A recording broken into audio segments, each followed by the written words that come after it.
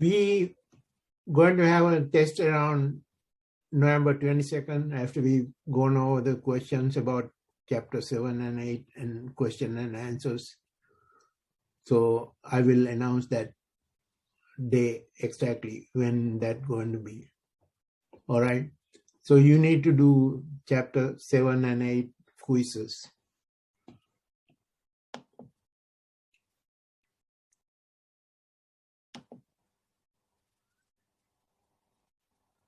I'm going to go to the first page here. The water is a very important resource for our well-being.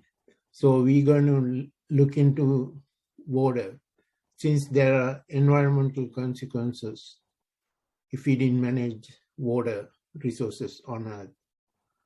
So that's the main idea about this chapter, to know the concepts and details of water resources.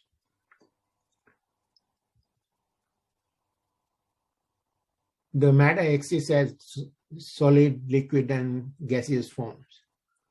As water also exists mainly as water in oceans and ice at glaciers, North and South Pole.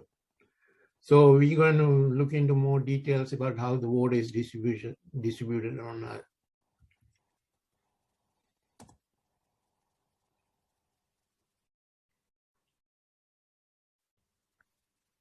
I'm stuck here. Let me see whether I can get out of here. Okay. Water has unique composition that gives its properties. Water has unique composition. Water is made out of oxygen and 2 OH atoms bonded by 2 covalent bonds, 2 polar covalent bonds. We're going to talk about electronegativity and polarity of the water molecule, OH bonds, and the polarity of the water molecule that imparts a lot of properties water has. The key role in deciding properties of water is the hydrogen bonding. Hydrogen bonding, we're going to talk about OH dipole, how they attract each other in liquid and solid state of water. So that gives unique structure to ice and water. We also going to look into details of where all water is distributed. Mainly in oceans, ice caps, mainly salt water, we're going to look into that. Fresh water is very little. So fresh water is very, very precious, fresh water. We're going to find out if something is in water. Not all water is drinkable. We used to be able to drink out of streams and small ponds, etc. But they may contain a lot of pollutants right now. So we are supposed to drink treated water or bottled water. So something in my water, how it get there, we're going to look at how to reduce and how to clean up polluted water. So we need to know the ways to measure the water quality. So to look into different pollutants which are dissolved in water, we call them solutes. We're going to look into aqueous solutions, where the solvent is water and there are other material, ionic and covalent compounds, that organic compounds that can dissolve in water. We're going to look into solution properties. Some of the material that dissolve in water imparts acidity, corrosive, or caustic. The slippery bitter taste caused by basic or caustic material. So we're going to look into how it changes pH of water, etc. We also use acid and bases to reduce acidity in our stomach. People have heartburns because of there are more acidity in the stomach. We use pills like Tums and other antacids to reduce that pain. So we're going to look into pH scale, which is used to identify strength of acidity or basicity. So how the acid will affect water, etc. We're going to look into that. And water treatment is one other thing we're going to look into that. So we're going to look into all these ideas that we talked about in chapter 8, table of contents. What are the unique properties of water? Water boils at 100 degrees Celsius, melts at 0 degrees Celsius, and water has higher density than the ice at 4 degrees Celsius, minus 4 degrees, up until about minus 4. Therefore, ice floats on water. That also gives a property that during the winter, the lakes froze from the top to the bottom, leaving a pool of water where the fish and other aquatic life forms can survive without being frozen. Where the water located that we and other life forms use. There are life forms in ocean. Ocean is one of the largest pool of water on Earth that provide many water to many forms of life, blue-green algae, plankton, that fish feed on those oceanic micro algae and plants. So there's a huge food chain that expand into the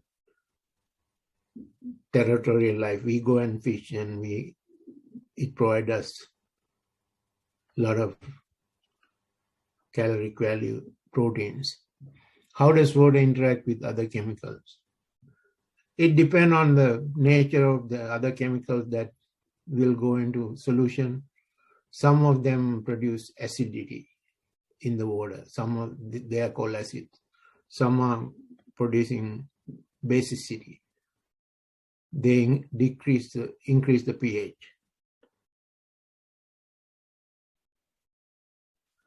The properties of water also change.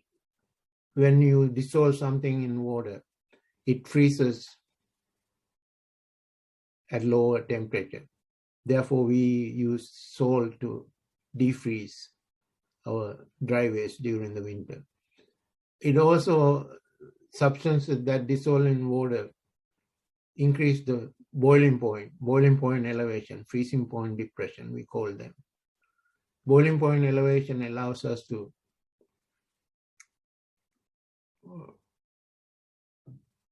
keep water at high temperature in our radiators.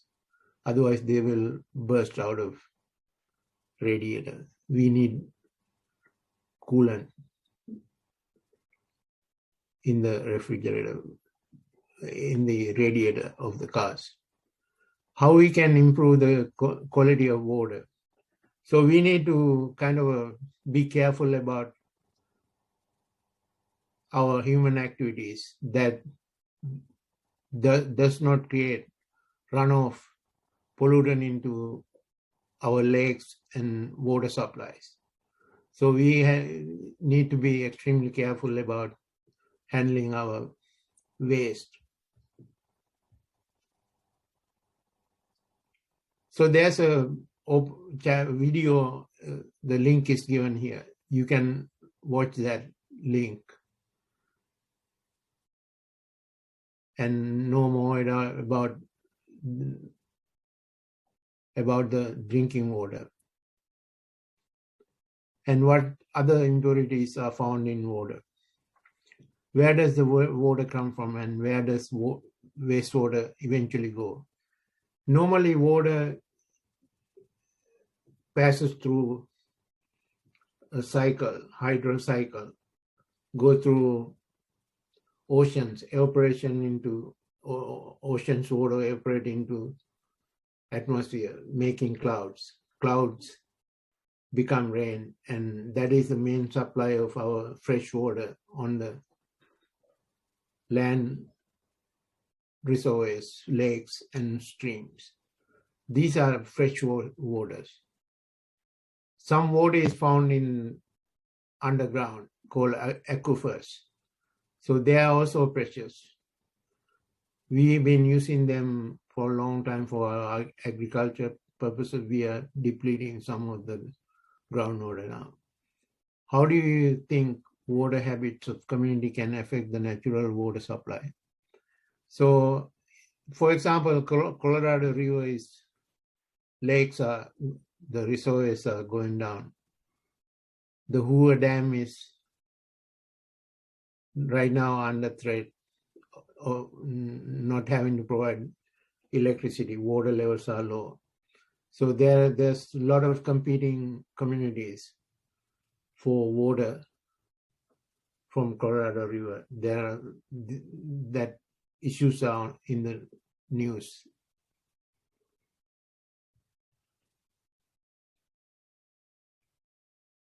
Water is everywhere. That's wherever we go, we cannot avoid water. It's in the atmosphere, it's in the oceans, it's in the underground. So even the North Pole, South Pole, water is everywhere. It covers 70% of Earth's surface. The blue planet is mainly because of water.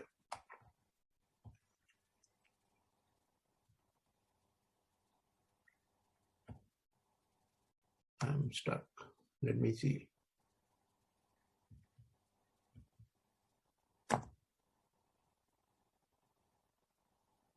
Water is a limited resource, fresh water. I may have to go back. Something is not going right.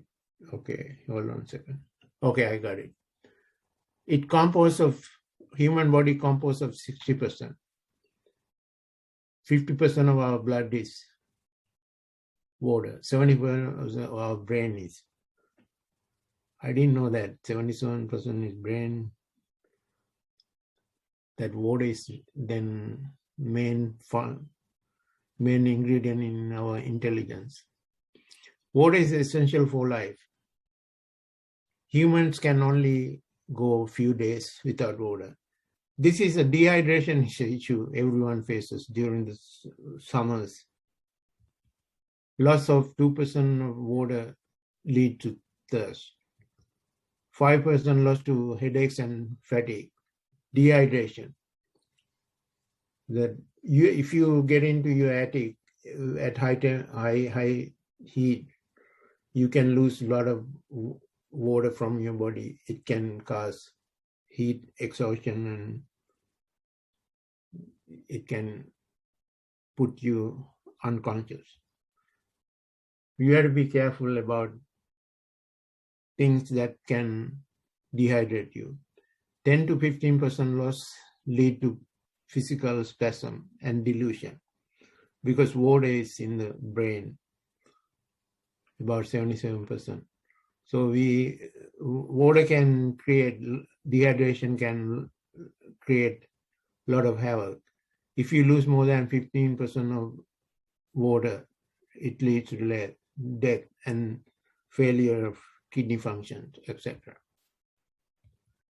So let's look at some of the questions. If you keep a water log daily or 2-day period, that represents activity. So the moment you wake up, brushing your teeth, water is in use, washing your face, drinking coffee, even urinating involves water. Write down use of water, record the following. Water recorder following. The role of water played in your life. For example, are you consuming it? Are you using it in some processes? Taking a bath, flushing the toilet down. It is part of our experience. Even in some outdoor activities, we water the lawns, gardens, etc., swimming pools. The source of water, the quality involved, and where it went afterward. Normally, we get water from municipal supply, then it's treated water. So it's very limited quantity of water that is available as treated water. So it's very precious. It goes in the sewage back to ponds to be treated, and fresh water need to be produced from the sewage water. The degree to which you made the water dirty. Of course, we washing our pans, pots and pans, everything creates water to become dirty. Oils, fats, etc. A lot of things go in the dirty water. We also use a lot of detergent, washing clothes, soaps, and cosmetic material, shampoos.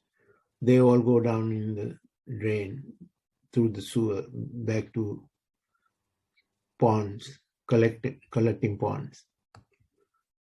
Now, as we talk about composition of water, at standard temperature and pressure, that is 25 degrees, 1 atmosphere, water is a liquid. Unlike other gases, common gases like oxygen, nitrogen, carbon dioxide are gases, because water molecule is a polar molecule which can attract to each other. Intermolecular forces can attract using hydrogen bonding to condense at lower, much higher temperatures. Water condenses at 0 degrees Celsius. That means water condenses around 0 to 100 degrees Celsius. Condense means become water, liquid. It freezes at much higher temperature than oxygen, nitrogen. So the temperatures at which a substance melts and freezes, boils, melts, freezes, etc., shows the amount of intermolecular forces, stronger intermolecular forces. Water is having anomalously high boiling point. It's 100 degrees. That's very high. That's a unique property of water. Liquid with similar molecular structure, molecular weight, have much lower boiling point, because hydrogen bonding created by OH dipoles are much stronger between water molecules that create intermolecular forces. When water freezes, it expands. We talked about that. Water has higher density than ice. Therefore, ice floats on water. This is one of the more exceptions about solid state of water. Most solids have higher density than the liquid, except water. Water creates some kind of a hexagonal cavities which have more space than in water. So therefore, they have more volume per mass, having lower density. most liquid contracts when they solidify.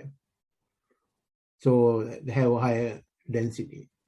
The water is depicted in these pictures. First one is a Lewis structure. First two are Lewis structures. There are two lone pairs on the oxygen and one OH polar covalent bonds, two on each OH bonds, two polar covalent bonds. The basic structure of water is tetrahedral with two lone pairs. Because of this structure, lone pairs pull OH covalent bonds towards each other. Supposed to be 109 degrees. They are little lower than 109 because of the lone pair repulsion. We talked about valence shell electron pair repulsion to describe the molecular structure and angles, bond angles.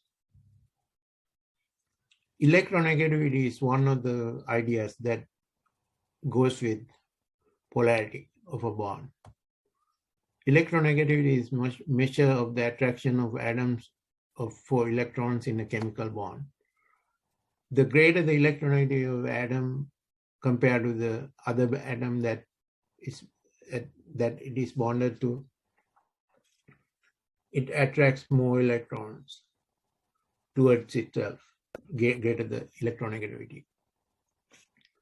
In the periodic table, we also list electronegativity to show how it changes going across the period. It's only three periods are shown, mainly representative elements, because water, oxygen is a representative element. Group 1 through 1 to 13, 14, 15, 16, 17, and 18 are called main group representative elements. So highest attraction to bond electrons in the bond is the fluorine at the highest electronegativity, 4.0. So if anything is bonded to fluorine, fluorine will polarize the bond towards it, creating a negative in the fluorine. Like fluorine, oxygen also had higher electronegativity when it's bonded to hydrogen with 2.1 electronegativity. The higher electronegativity pulls the electron pair from the hydrogen and create a dipole, negative dipole on the oxygen and positive dipole on the hydrogen. So electronegativity are used to compare the polarities of different bonds. Polar covalent bond is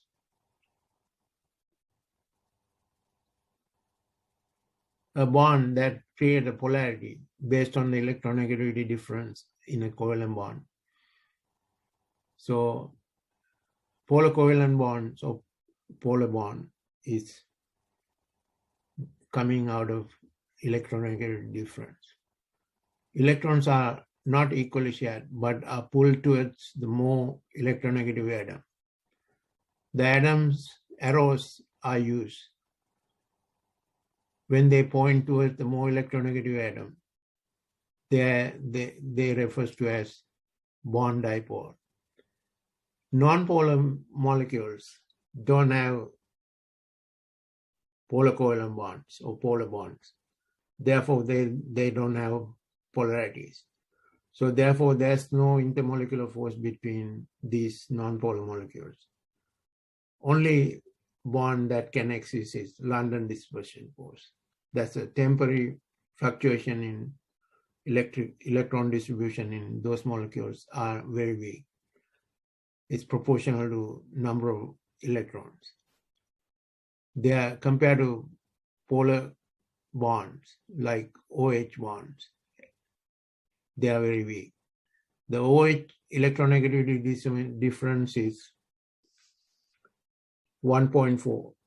1.4 electronegativity difference between 0.5 and 1.5 is called a polar covalent bond. If you have electronegativity difference of 0.4 and in the range 1.4 to 1.5, that is a polar covalent bond.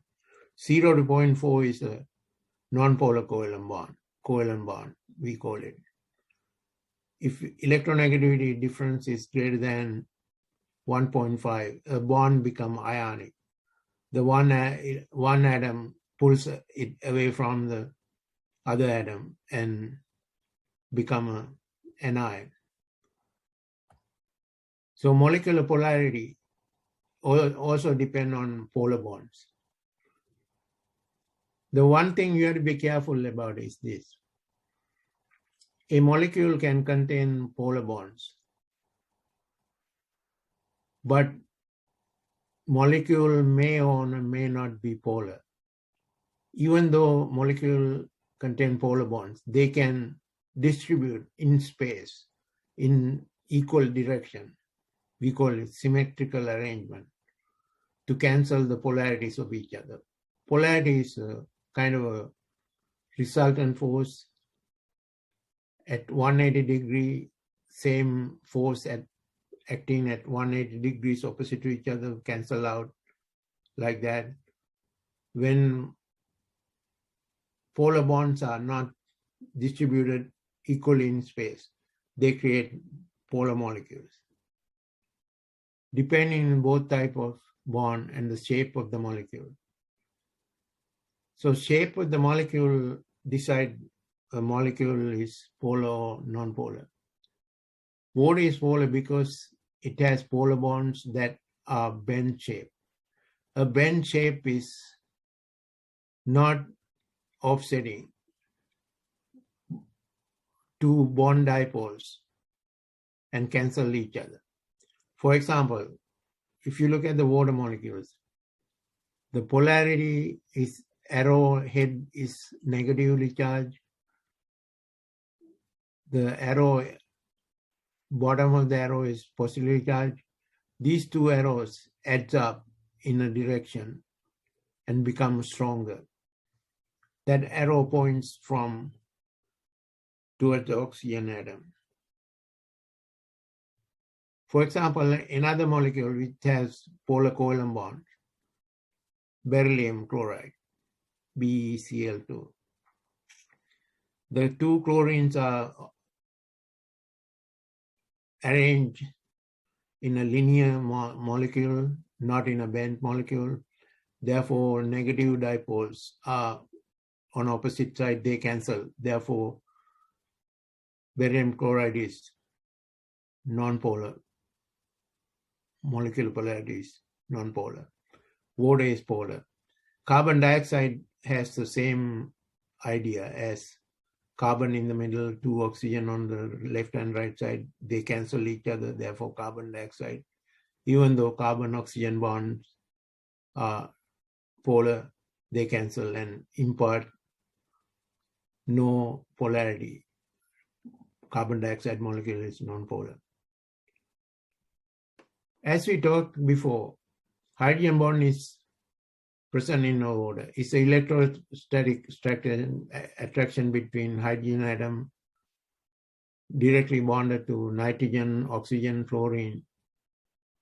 So there are many hydrogen bonding dipole. Ammonia has NH. The ammonia is NH2 groups are in proteins. They also can participate in hydrogen bonding.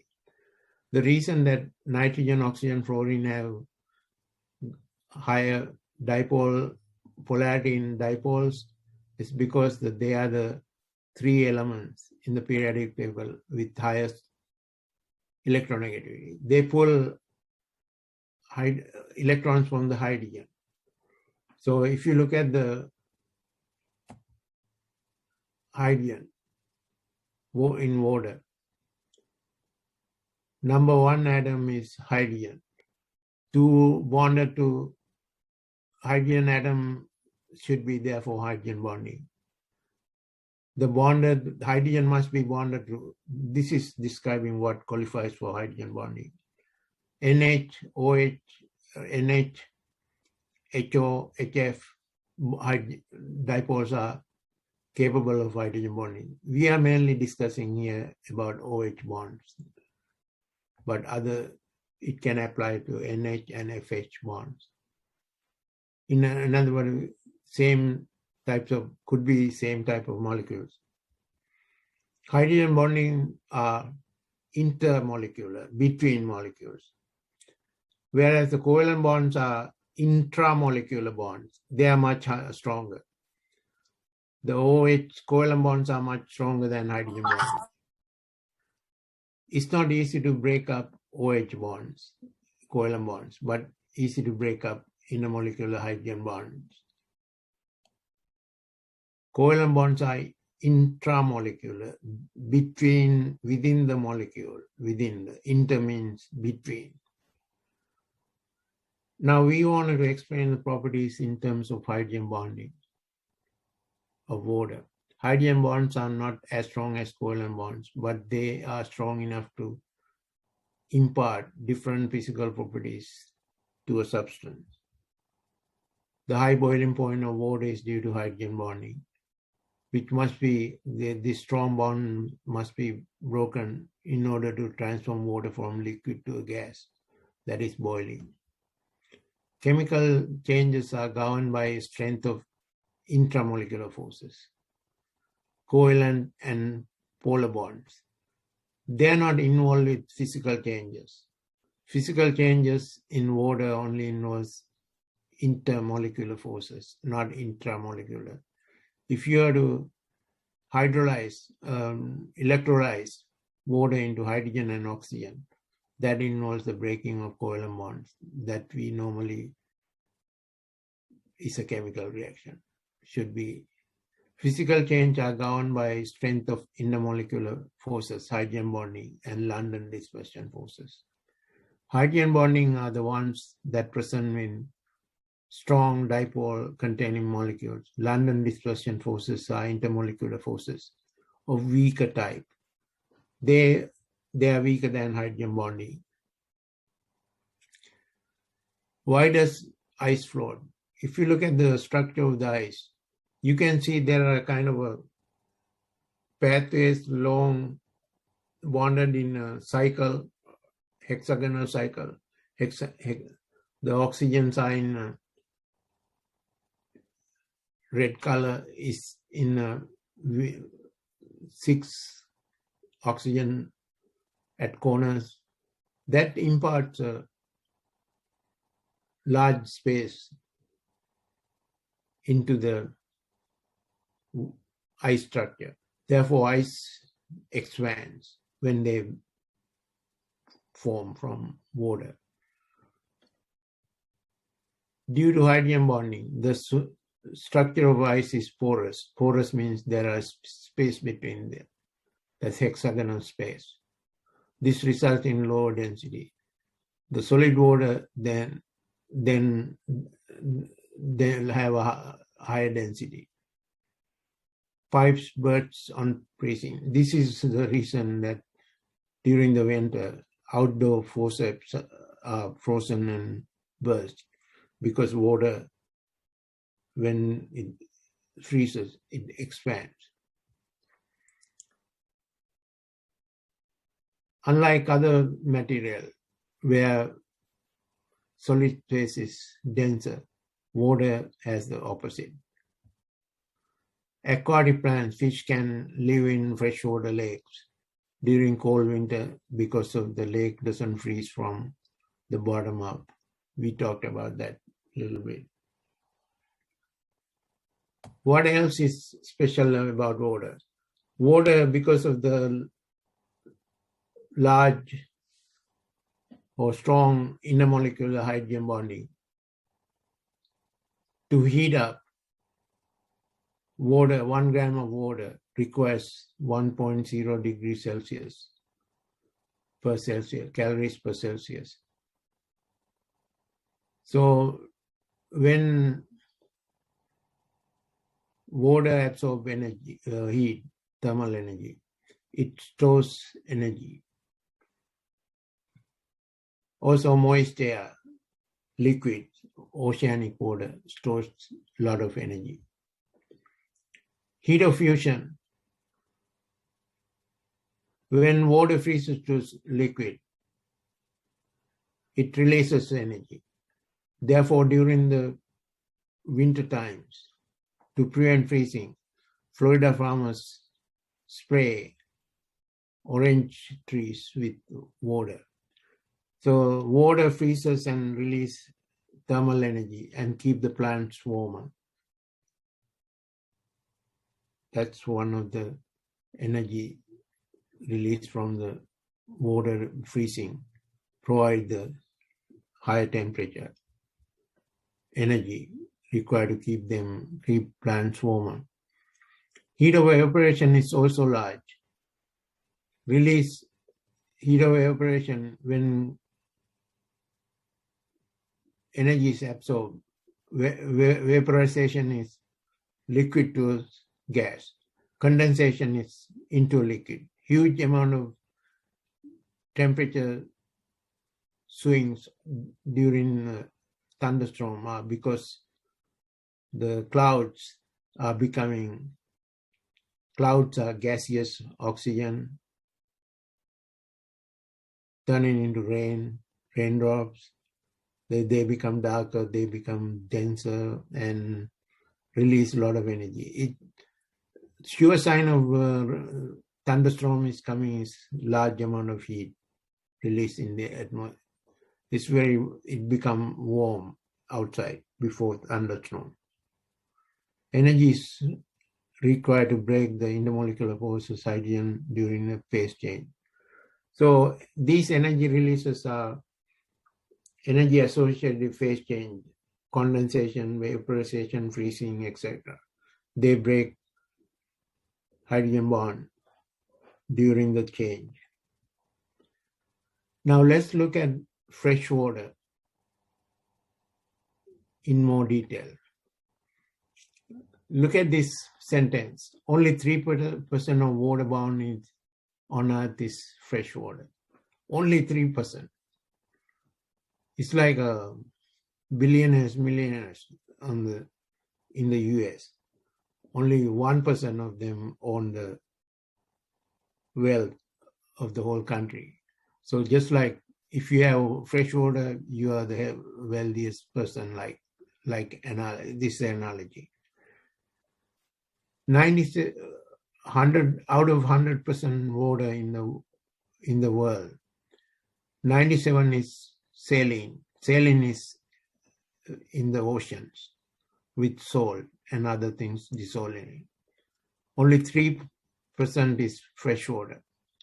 Out of 3%, 68% is in ice caps and glaciers.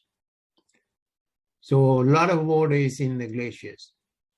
Groundwater is only 30%.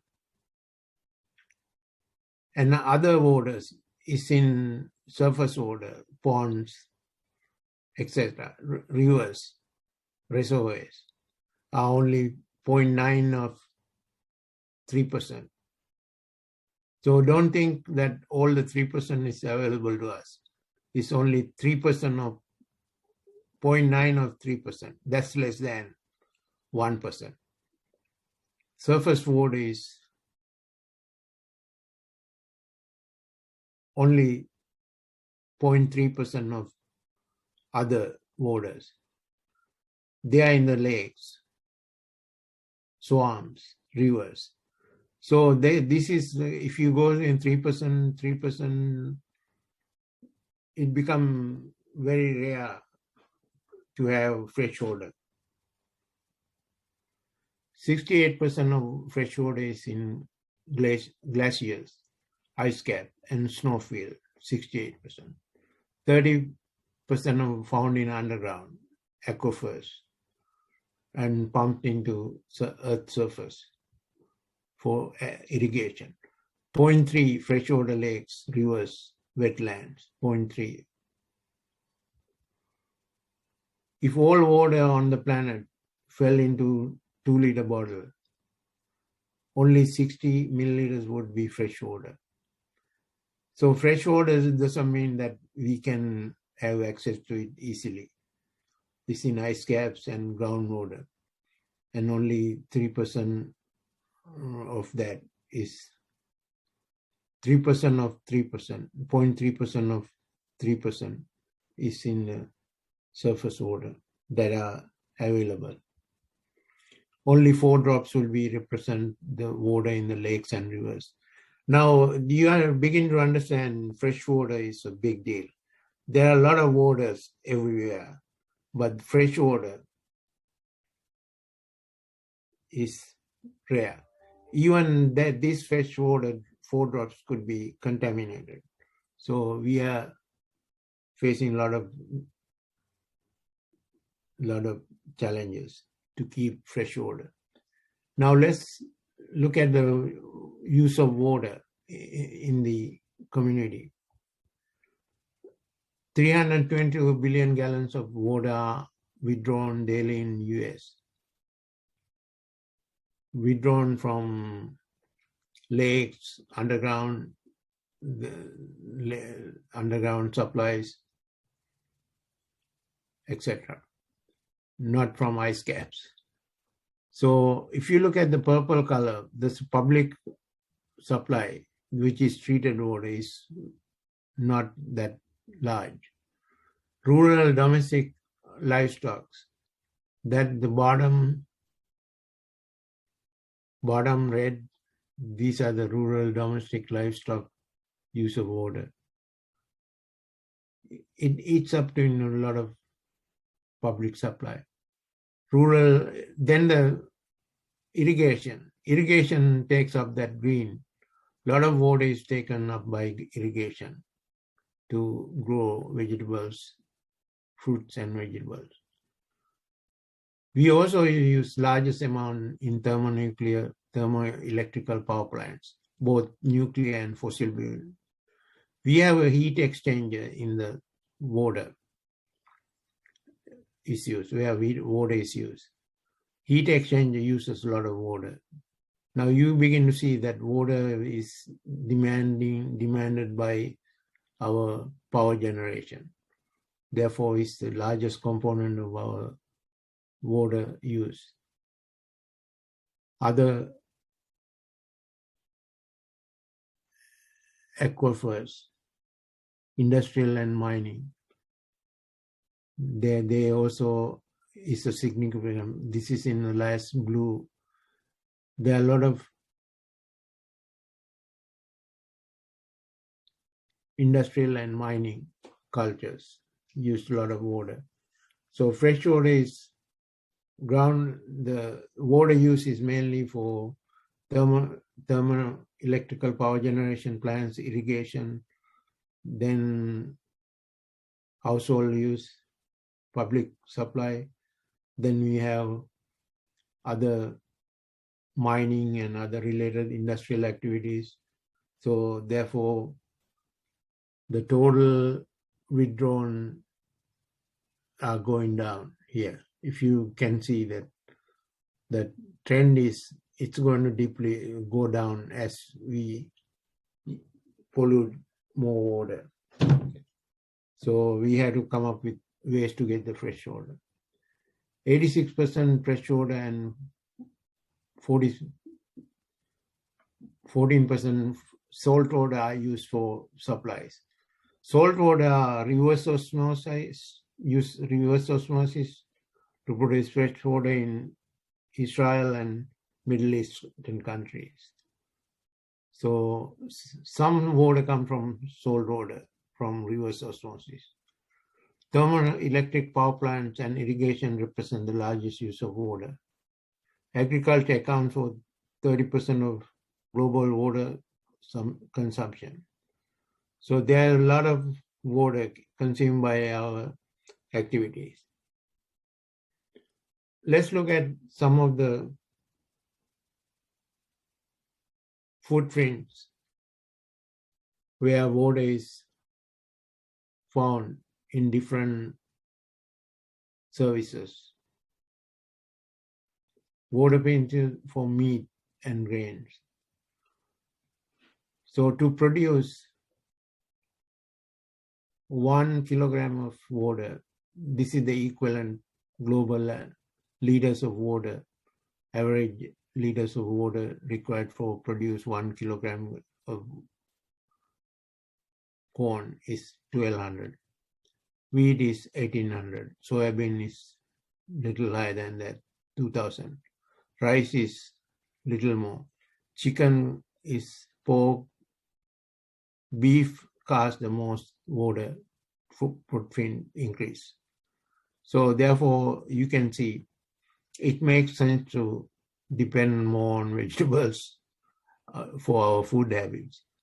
We have been meat eaters for a long time, but we may need some changes to our meat production.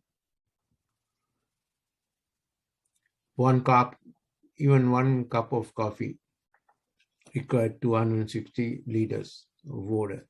One tea requires less water.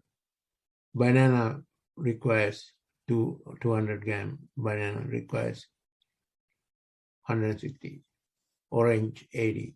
So you have to be cognizant of water footprint in different things when you eat chocolate, anything processed, cotton t-shirts that contains a lot of water footprint, like carbon footprint. Water footprint is also managing the distribution of water, the use of water in different processes.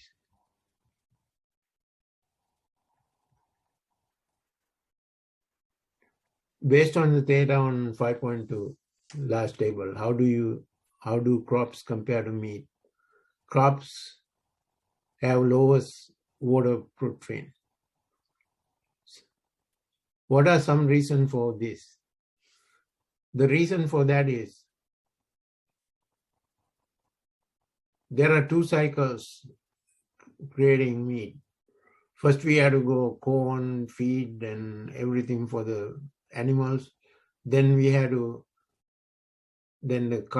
animals had to feed on our crops based on crops, then produce the meat.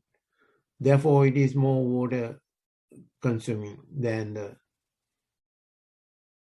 primary agricultural product. Poultry is not a primary agricultural product, it's secondary. The water pollution is the next topic. Average American use about 100 gallons of water per day. It depends on how many times you take your bath. Some people take twice a day, some at all. I'm just joking. So some water is coming from aquifers. Aquifers are the underground water. Nearly 3/4 of the water entering our homes goes down the drain. So they are contaminated, polluted. Much of water comes from aquifers. We drill holes into the ground, wells and underground water, pump into towers, and some of them are cleaned before pumping into towers, treated. So then we distribute the water to the community. Water pollution can take place in many places. These are the sewers going down to a lake. While normally free of pollution, groundwater can be contaminated by a number of sources. Groundwater can be contaminated by human activities. Abandoned mines. Mine also, when you dig holes and fill up water in there, the mines can accumulate other pollutants in the water and seep into the underground water resources, aquifers. So mines is one of the threats, abandoned mine, to the water quality. Runoff from fertilized field, poorly constructed landfill and septic system. So they can run into the underground water system get contaminated with runoff from fertilized field and landfill, septic systems, household chemical poured down the drain or on the ground. So we need to be careful about how we use the water and how we separate our dirty water and clean it up before passing into as runoff into groundwater that can pollute groundwater. Okay, we're going to look into solutions, which are mainly the direct effect of pollution. When you dissolve substances, various substances in water, they make a solution. Solution is a homogeneous mixture of two or more materials to form a uniform composition. Solutions are made out of solvents and solutes. Solvents for water solution or aqueous solutions is water. It's a major component of the mixture. Solute is the dissolved minor component of the solution. Solution is solvent plus solute, major and minor component. The majority component mixture is the solvent and it dissolves other components. Minority components of a mixture is the dissolved substances in the major component. Water is the solvent. You call that solution aqueous solution. Now we need to come up with the ways that we show the concentration of different solutes, salts, ionic compounds, covalent compounds in the water solution. One of the ways to show solution composition is percent weight by weight.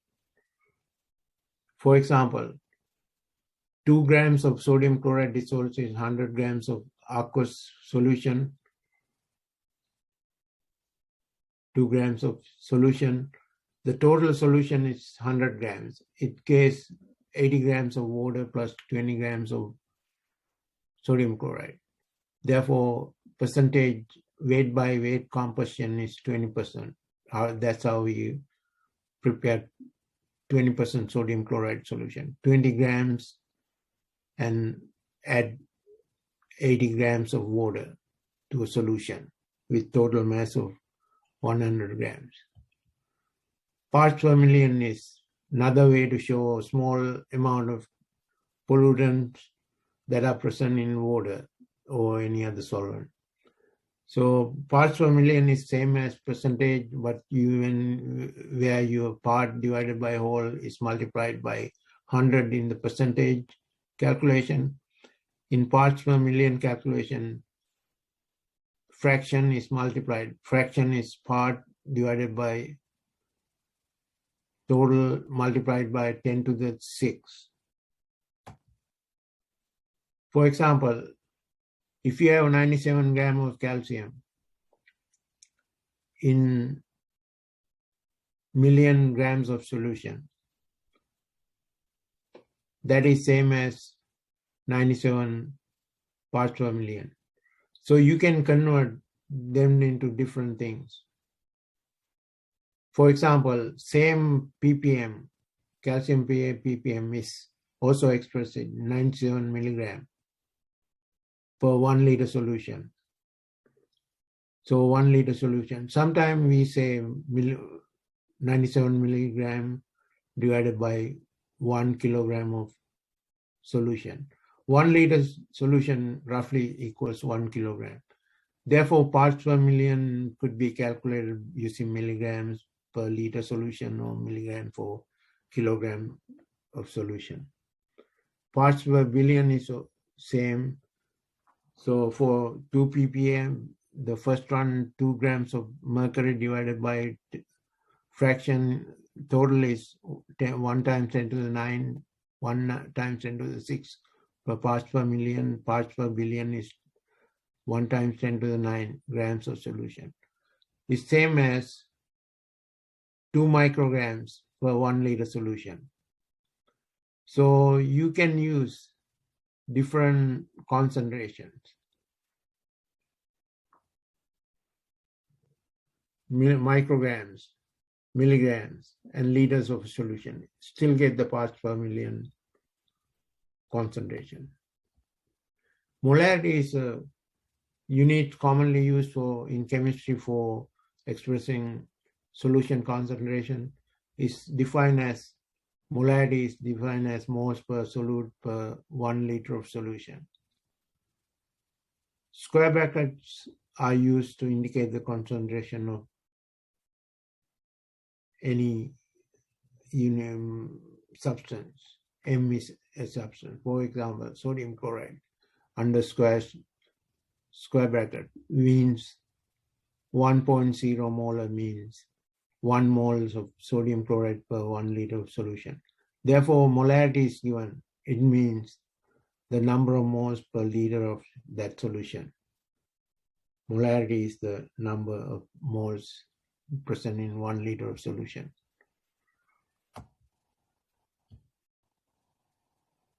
So how many grams are in 1 liter of 2.0 molar solution? Definition of molarity is 2.0 moles divided by 1 liter. So 1 liter solution,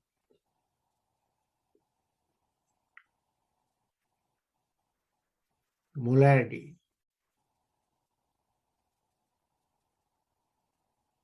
divided by moles multiplied by molarity. 2 times 58.44 is moles times molarity. Molar mass, moles times molar mass gives the grams of sodium chloride in 2.0 molar sodium chloride solution. So we use 1 liter solution of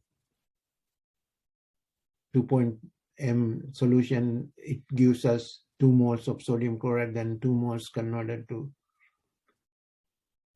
grams by multiplying moles times molar mass is grams of mass sodium chloride. We done some of the conversions during previous chapters. You may have to go back, look into some of that fact. When you want to prepare a solution, how do you prepare sodium chloride in 1 molar? The 1 mole of sodium chloride is, let me show you, is 58.44 grams. So you dissolve 58.44 grams of sodium chloride and adds up to 100 milliliters, then you get the 1 molar solution of sodium chloride. These are called volumetric flash. Volume measured in the flash is the solution mass, 1 molar. Sum of the volume is taken by the solute. You dissolve 58.5 grams of, I said 58.44, this rounded off here. 1 mole is 58 grams of sodium chloride, empty, volumetric flash, then add the water until it's half full and shake the bottle. There's a bottle cap here, then you can shake it and dissolve everything, then add water up to the mark here. There's a line on the top indicating the full filled 100 milliliter flask. So then you can add water liquid level in even with up to the mark.